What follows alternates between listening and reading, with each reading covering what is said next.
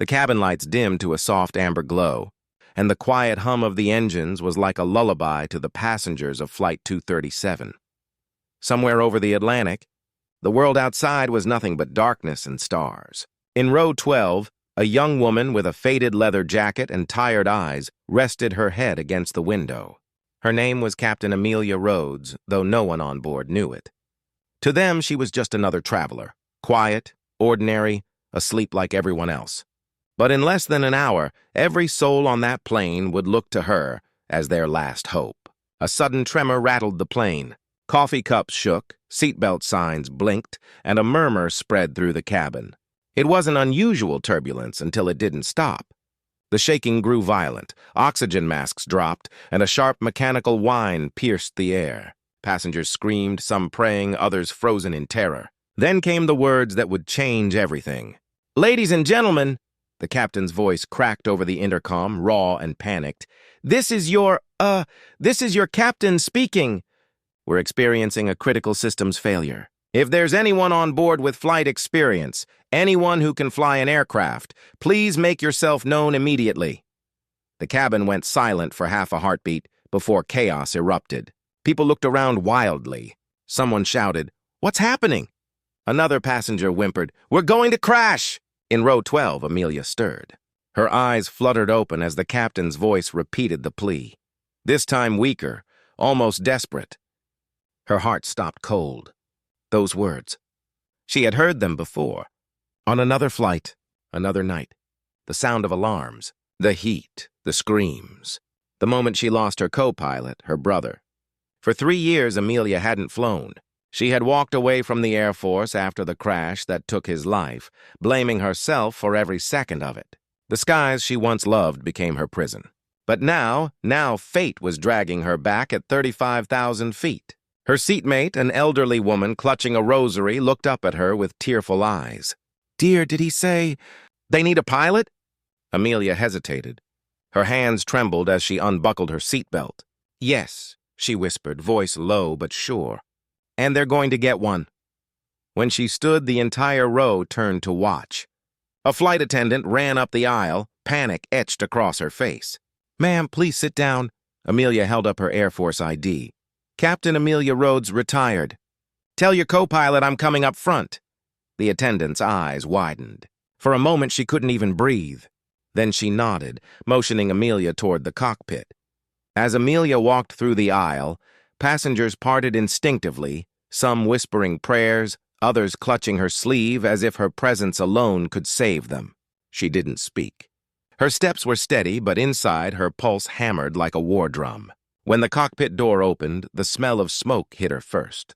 The captain was slumped in his seat, barely conscious, face pale with sweat. The co-pilot, a young man, maybe in his 20s, was fighting a losing battle with the controls. Red lights flashed across every instrument. He looked up, startled. "Who are you?" "Amelia Rhodes," she said quickly, sliding into the jump seat. "I can help." He blinked, disbelieving. "You're a pilot?" "Former fighter pilot. Air Force." His relief was instant, but fear lingered. "We've lost hydraulic pressure. Controls are unresponsive." "I can't level her out?" Amelia scanned the instruments, her mind shifting into a mode she hadn't accessed in years. Her training returned like instinct, her brother's voice in her head, calm, reassuring. "You don't panic in the storm, Millie.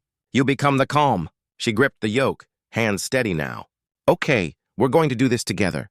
Cut the left engine output to 60%. Transfer power to the stabilizers. We'll regain partial control manually." The plane shuddered again, nose dipping dangerously. Oxygen masks swung like pendulums.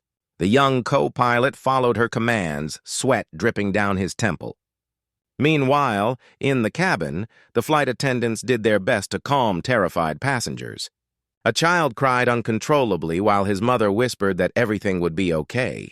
None of them knew that the woman they'd watched sleep in row 12 was now the reason they still had a chance. Minutes stretched into an eternity.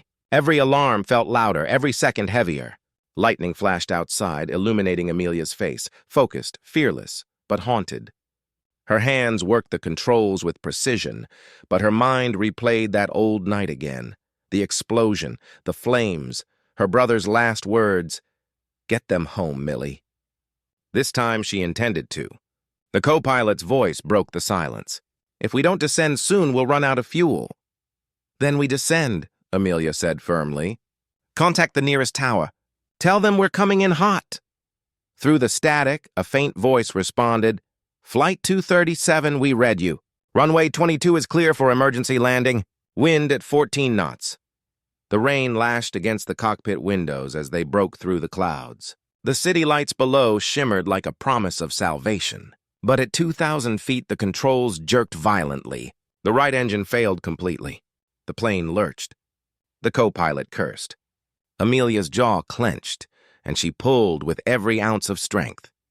The passengers screamed as the aircraft dipped. Somewhere in the chaos, that same old woman from row 12 whispered, "God help her." At 1,000 feet, Amelia knew this was it. Every instinct screamed to pull up, but too early and they'd stall. Too late and they'd burn. Her brother's voice echoed in her head again.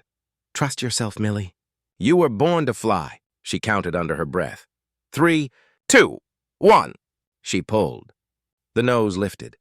The landing gear slammed against the runway with a deafening roar. The plane skidded, sparks flying, brakes squealing. For a moment, everything blurred. Then stillness. The only sound was the rain tapping softly against the fuselage. Then slowly people began to cry, not from fear but from gratitude. Applause broke through the silence. The co-pilot leaned back, eyes wide, voice trembling. "You did it." Amelia exhaled, finally allowing her hands to shake.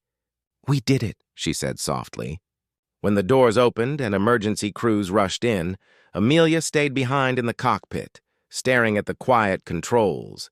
For the first time in years, she didn't feel guilt. She felt peace.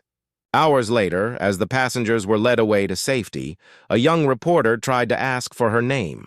Amelia just smiled faintly and shook her head. "It's not about who I am," she said.